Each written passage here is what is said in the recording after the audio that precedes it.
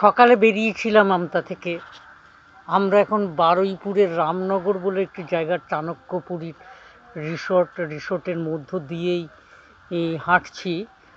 আজকে এসেছি আমরা এখানে।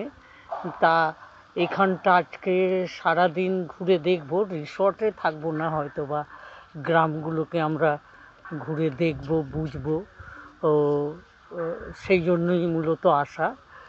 আজকের সকালে বিভিন্নভাবে আমি যে কতগুলো জায়গা ঘুরবো সেগুলোরই একটা সংক্ষিপ্ত রূপ এখন আপনাদের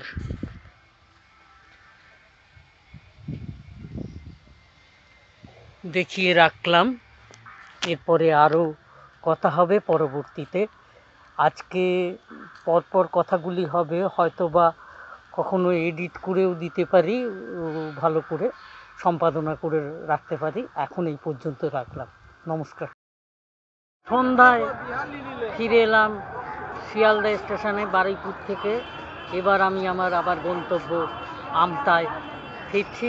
নমস্কার, আপনাদের সকলকে আন্তরিক অভিনন্দন জানাই। হ্যাঁ, বারুইপুরের মায়াপুর গ্রাম থেকে ফিরে এসে এবার কর্মস্থলের দিকে যাচ্ছি। তবু যেন মাথার ভিতর বারুইপুর রয়ে গেছে। বারুইপুরে যা দেখলাম, যা শুনলাম, যা বুঝলাম, তার একটু রূপ এখনও বর্ণনা করতে চাই। যেটা দেখলাম, রিসোর্টটি গড়ে উঠেছে আসলে রূপান্তরিত জমির ওপর, অর্থাৎ একদা ওই জায়গাটি কৃষি জমি ছিল, তা ভালো করেই বোঝা যায়। আশপাশে সবই কৃষি জমি।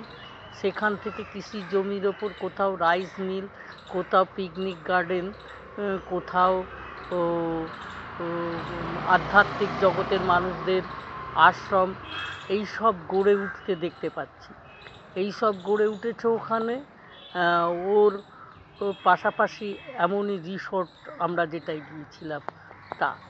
হ্যাঁ, হয়তো বা কৃষকরাই কৃষিকার্যের অনীহা প্রকাশ করে তাদের কৃষি জমিকে বিক্রি করে দিচ্ছেন। তাদের মত, আজকের দিনে কৃষিতে অনীহা দেখা দিচ্ছে, তাদের মত যেটা, সেটা হলো কৃষিতে আর তেমনভাবে লাভ পেতে পারছে না, কৃষিকার্যে তেমন লাভ নেই, তাই তারা কৃষিকার্যে অনীহা দেখাচ্ছেন।